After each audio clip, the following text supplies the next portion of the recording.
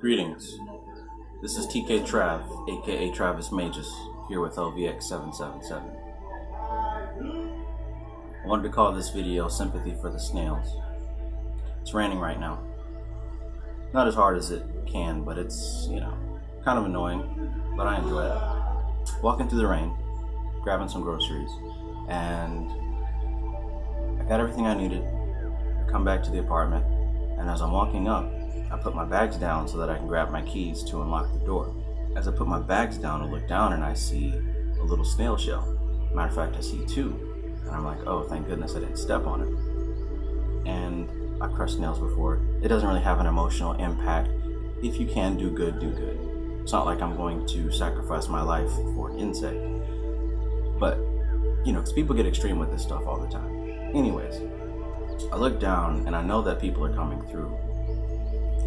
So these snails could easily get stepped on. So I go down to pick them up and I move them into the grass.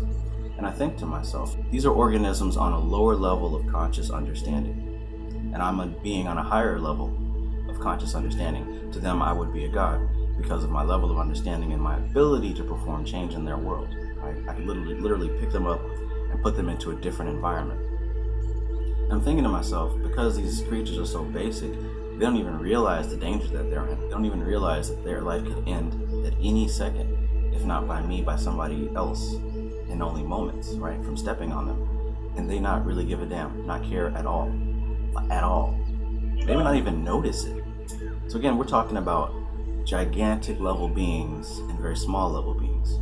If you've read anything by H.P. Lovecraft concerning the Cthulhu mythos and these outer gods, these great old ones, the comparison is the same. Right? These monstrous, gigantic creatures who really don't give a damn about this dimension, who can easily destroy it with the wave of a hand on accident, right? Like Galactus or Beerus from Dragon Ball Z. But anyways, I'm just thinking to myself, when I move this creature into the grass, it's like, this animal is so simple, it doesn't even realize what I did for it, number one. Number two, it's very likely that it's going to crawl back into this dangerous position that it was in the first place.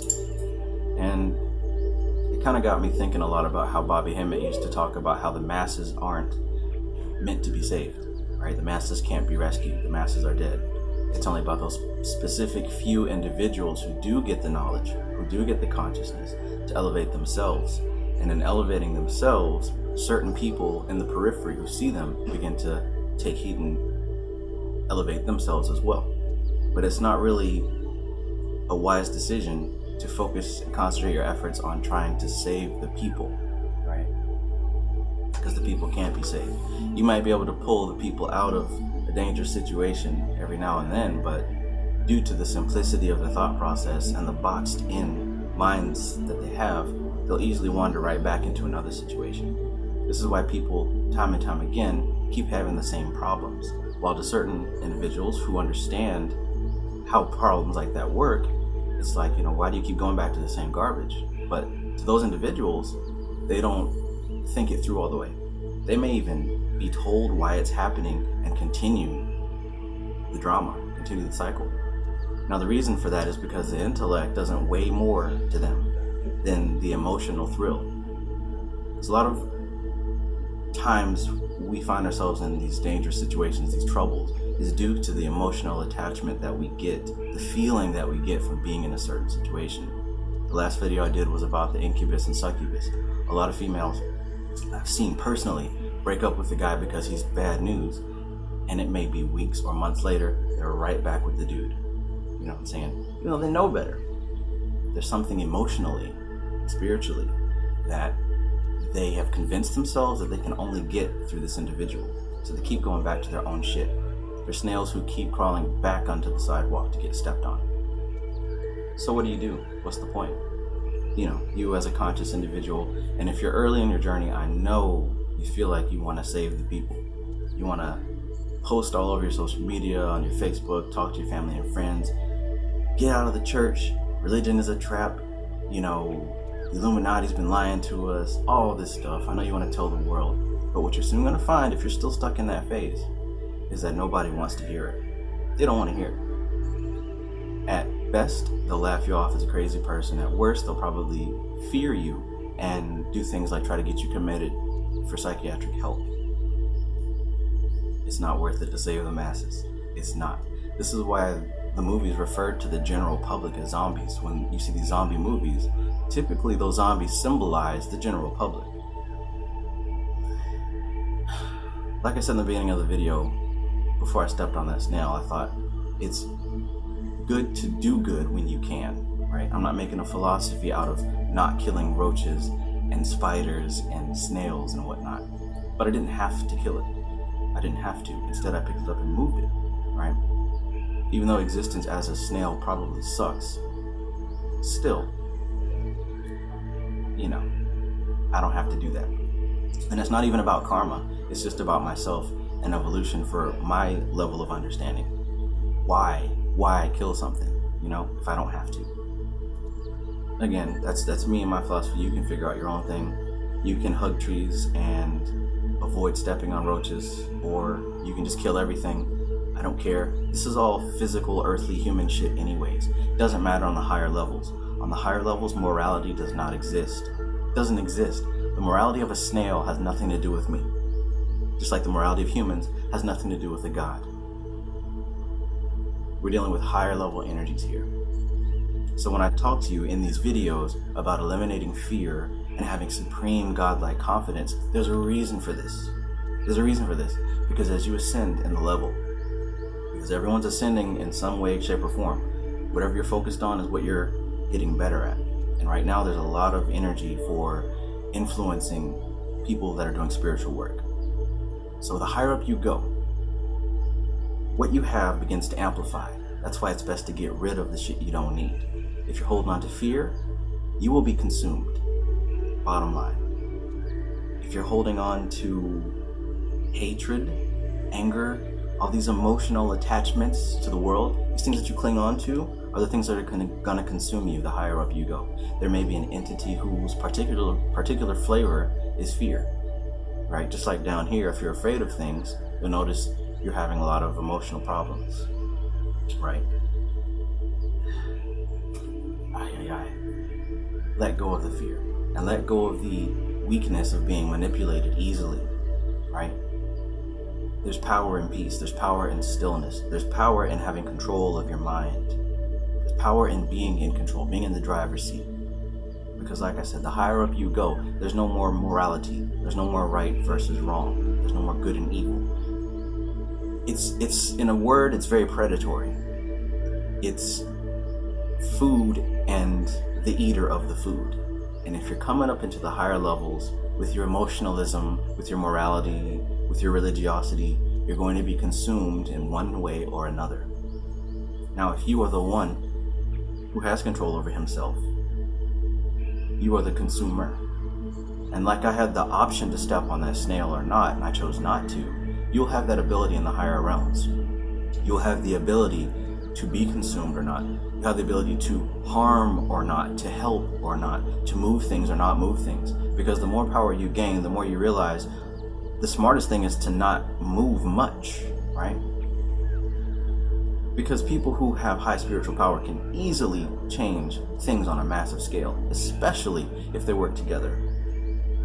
But the true strength is knowing restraint and understanding restraint, knowing when to move, right? If you got a chessboard, you're not going to just rush all your pieces to attack, because the other person, if they're a skilled player, they're watching and they're studying your moves, right? And they're going to study the patterns, the frequency, because you're going to do something and then it's going to be a cycle from beginning to end, and you're going to repeat it, and they're going to watch for your patterns. And once they figured out your patterns, they're going to move according to their patterns, according to what they want to do with you. For example, if I know that you get triggered by a certain subject every time, I can use that subject to manipulate you emotionally. I can choose to make you do something in my favor and my benefit just by pushing your trigger. Or likewise, I can teach you how to release that trigger so that is not a control mechanism that somebody can easily have over you. Okay? Psychology and magic, spirituality, subconscious mind, these things are all interlinked and interwoven. There's a whole another level of stuff that I would love to teach on besides this, but in order to be effective at these higher levels, you've You've got to let go of the emotional attachments, the emotional weaknesses. Am I saying be a robot and get rid of emotion? No. Use your emotions as fuel, right? If you're doing your ritual, work up that feeling that you want to get rid of and transmute it into a feeling that you want to have, right? You can't get rid of feelings completely, at least not overnight, at least not in 2 years. It might take some time if you really wanted to do that. But as long as I'm here in this dimension, I like to enjoy feelings. But I don't let feelings control me. I choose. If something happens to piss me off, just yesterday, and it's usually the people that you're closest to that really have that ability to really get to you. But just yesterday, I had an experience where in that position in the past many, many times, I got so pissed off, right? So pissed off. But yesterday, I had somewhat of a breakthrough because I felt that anger rising, right? From somebody that I love deeply, who was doing something so idiotic and wouldn't listen to my help. Instead of getting pissed off like I usually do throughout the years, I decided, you know what? Everything has its place and everything has its balance. And this person is on their journey and I'm on my journey. And I'm noticing that this is an emotional trigger and I am being pushed. I don't give power to this anymore. I maintained my frame that I've been working on. I maintained my frame. And it came to be, which is really crazy, by me not getting upset and showing my humanity, by maintaining who I was and not being moved by it. By the end of the day, we had a great conversation about the topic that has pissed me off for years. And there was a breakthrough. Emotions are used. They're not to be your master. So yeah, I guess there's two things in this video. I know you want to help the world. You want to help the people. The people, we gotta say the people. I know you want to do that. But don't waste your time. Focus on developing yourself. Everything will happen the way that it's supposed to. You can't beat anything into somebody's head. You can't convince anyone of anything. People convince themselves. If you want to convince somebody of something, go back and watch the psychic ability video that I did, or the, is it possible for magic to control someone else's will? Go back and watch that video and see how I talked about the influence is not on that direct thing, but in the periphery. If you notice that they are not making a decision on a certain thing, you got to find what roadblocks prevent them from making a decision on that thing, those different roadblocks. And you've got to focus your energy now on taking down those roadblocks one by one. Then you get to the main thing. And as those roadblocks are no longer there, now they agree. Now they're easier to comply. But this is not a lesson on mind control. This is a lesson on don't worry about saving the people, save yourself. And once again, let go of the emotions, because there's bigger things that we're about to get into. Much bigger things. And they're going to be requiring your commitment to being confident. Supreme confidence, godlike confidence, knowing who you are. So get on your affirmations right now. Make sure you're saying them every day. I am God, I am master of my reality. I am master of humanity. I am master of my human emotions. I am master of human mind. I am master of my environment. I'm connected to divine revelation. I am divine knowledge. Everything is in its right place. I am in the right place. I am receiving everything that I need at all times. I'm unstoppable. This is TK Trav, aka Travis Magus, here with LVX777. As always, I wish you peace.